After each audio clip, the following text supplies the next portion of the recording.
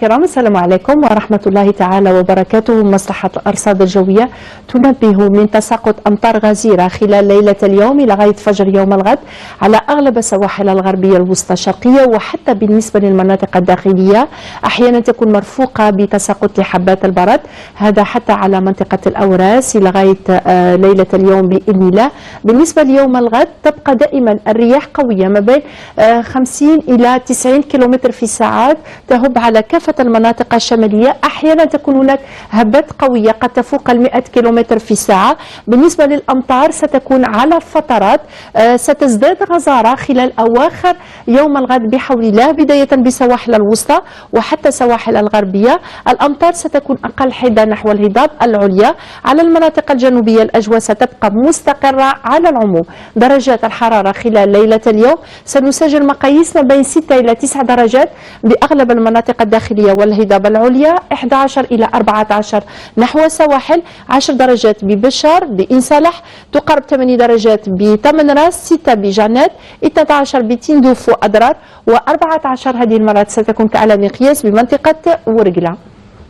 عن درجات الحرارة قصوى خلال يوم الغد ستقارب 17 درجة بعنابة، 21 درجة بوهران تيزي وزو، وحتى بالعاصمة لن تتعدى ال 15 بالنسبة للبيت سعيدة وحتى بعين دفلة، 18 نحو قسنطينة وتبسة. أما بالجنوب 24 درجة نحو بشار وتمن راس، 25 درجة بشمال الصحراء حتى بالتاسيلي، 27 درجة بتندوف بأضرار بورقلة وحسيم سعود، 29 درجة على مقياس بأقصى الجنوب. أما فيما يخص الملاحة والصيد البحري، مصلحة الأرصاد الجوية تنبه دائما من بقاء البحر كثير الهيجان على كل السواحل، حتى علو الموج سيبقى يقارب 4 مترات، أحيانا يفوقها.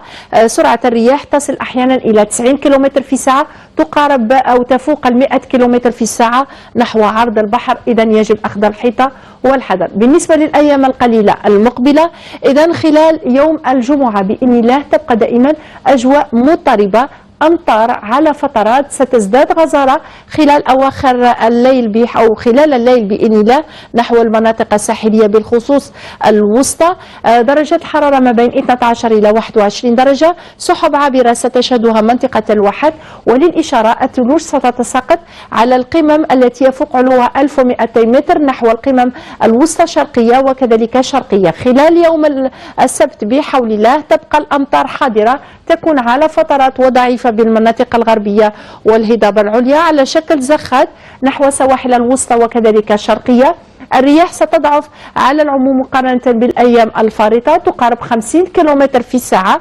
أما على المناطق الجنوبية الأجواء ستكون مشمسة على العموم، رياح قوية نسبيا نحو شمال الصحراء ستعمل على تطاير الرمال محليا.